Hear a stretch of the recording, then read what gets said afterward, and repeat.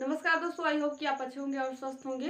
तो UKSSC ARO पटवारी लेखपाल online form 2025 आ चुका है। तो आइए मतलब कि नहीं उसके सिलेक्शन प्रोसेस और सिलेबस क्या है, डॉक्यूमेंट्स क्या क्या रहने वाले हैं, तो उन सब के बारे में डिटेल से जानेंगे। तो आइए वीडियो को स्टार्ट करते हैं। जैसे कि यहाँ पे UKSSC ARO पटवारी लेखपाल and other post online form 2025 तो आवेदन स्टार्ट हो चुका है। जैसे कि ARO UKSSC का मतलब उत्तराखंड चयन बोर्ड द्वारा यहाँ पे जो भर्ती निकाली गई है। ARO मतलब कि यहाँ पे असिस्टेंट रिव्यू ऑफिसर्स पटवारी लेखपाल and other post online form 2025। तो यहाँ पे आवेदन की बात कर लेते हैं। तो स्टार्टिंग डेट जो है 15 अप्रैल 2025 से आवेदन स्टार्ट हो चुका है और लास्ट डेट जो है यहाँ पे 15 मई 2025 तक रहने वाला है। फिर उसके बाद पे the exam fees last date, exam date मतलब कि एग्जाम फीस पे करने की जो लास्ट डेट है वो 15 मई 2025 तक रहने वाले। फिर करेक्शन डेट की बात कर लेते हैं।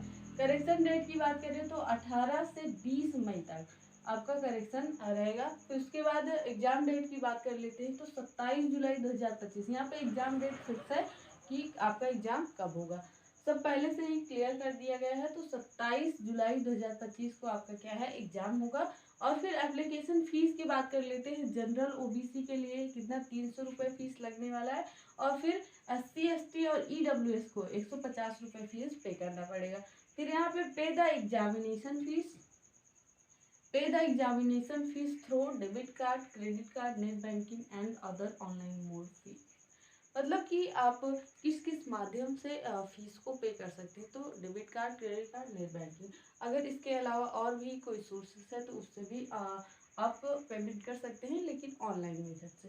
फिर उसके बाद यहाँ पे एज की बात करते हैं। तो आपका जो एज काउंट किया जाएगा वो 1 जुलाई 2025 तक का आपका एज काउंट किया जाएगा। और मिनिमम एज की बात करें तो 18 से लेकर 21 साल तक आपकी एज होनी चाहिए मिनिमम। मिनिमम का मतलब होता है न्यूनतम आयु।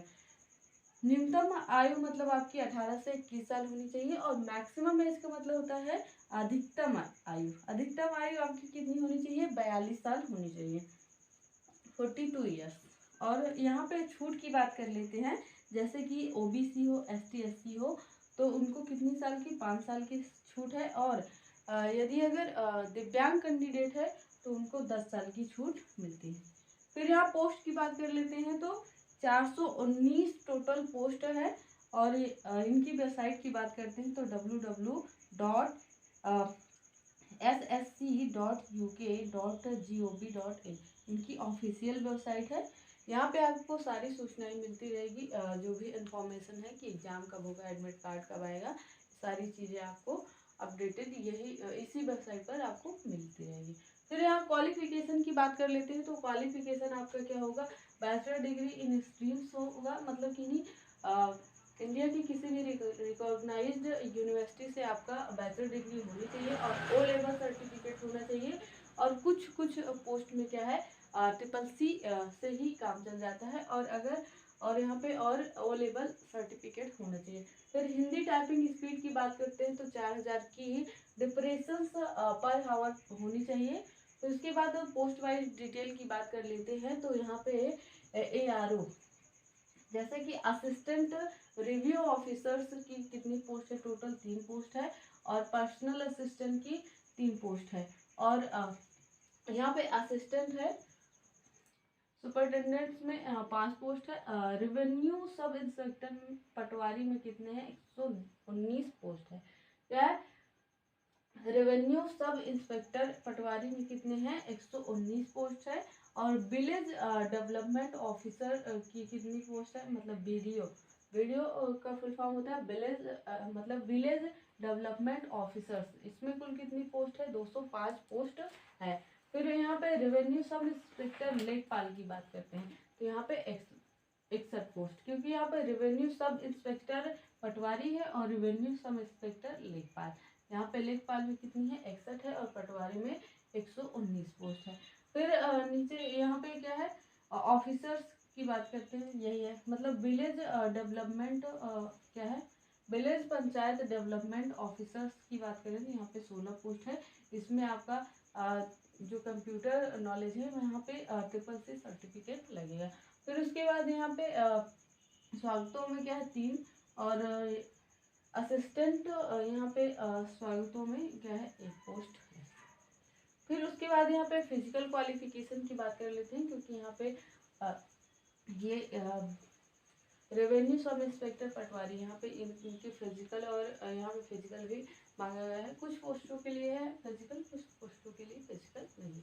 तो यहाँ पे जैसे कि हाइट की बात करते हैं तो मेल कैंडिडेट के लिए 61 सेंटीमीटर होना चाहिए और फीमेल कैंडिडेट की बात करें तो 52 सेंटीमीटर होना चाहिए हाइट। और चेस्ट की बात करते हैं तो बिना फुलाए 84 सेंटीमीटर और फुला करके 89 सेंटीमीटर सिर्फ मेल कैंडिडेट के लिए होना चाहिए, मतलब पुरुष के लिए।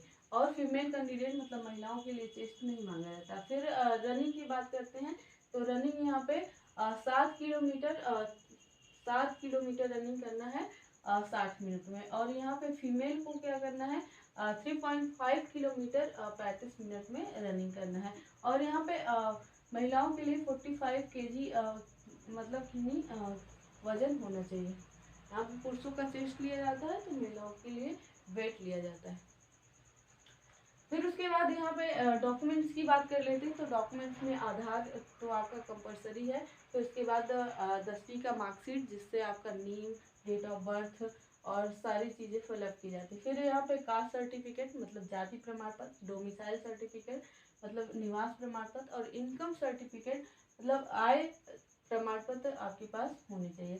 फिर यहाँ पे फोटो होना चाहिए पासपोर्ट साइज में और सिग्नेचर आपके पास होना चाहिए अपडेटेड। और यहाँ पे ईमेल आईडी और मोबाइल नंबर, ये तो इम्पॉर्टेंट है क्योंकि ईमेल आईडी आप वही लगाइए जो करंट में चल रही है और मोबाइल नंबर जो ऑन हो, क्योंकि सारी सूचनाएं आपको यहीं से मिलेगी। फिर उसके बाद सिलेबस की बात कर लेते हैं तो सिलेबस में क्या है कि आपका जो एग्ज़ाम होगा वो ऑफलाइन मोड में होगा, ऑफलाइन मोड में होगा और OMR बेस्ड में होगा। ऑब्जेक्टिव क्वेश्चंस होगा कितने लगभग मतलब कि 100 अंकों का आपका जो क्वेश्चंस रहेगा, टाइम आपका 2 घंटा रहेगा। और निगेटिव मार्किंग 1/4 की रहने वाली, निगेटिव मार्किंग क्या है 1/4 की रहने वाली है। तो आई होप कि वीडियो अच्छी लगी। अगर वीडियो अच्छी लगी तो वीडियो को लाइक और चैनल को सब्सक्राइब करिएगा। तो मिलते हैं ऐसे ही जानकारी के साथ नेक्स्ट वीडियो में, तब तक के लिए जय हिंद जय भारत।